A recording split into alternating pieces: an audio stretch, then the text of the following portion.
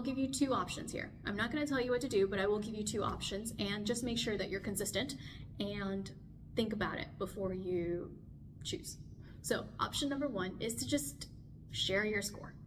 Just tell them how you did, but you have to frame it correctly. In the entire college applications process, what most people don't realize is that it's not necessarily about the activities that you did, it's about how you talk about what you did. All right, and it's the same thing whether it's a win or if it's a loss. So in terms of APs, if you didn't do so well, it's okay. Maybe you find somewhere in your application to talk about it. Sure, you might not have done well in the AP, but you know what? Maybe that's the class you learned how to be resilient, and maybe that's a class where you really learned you upped your skills in whatever that subject is.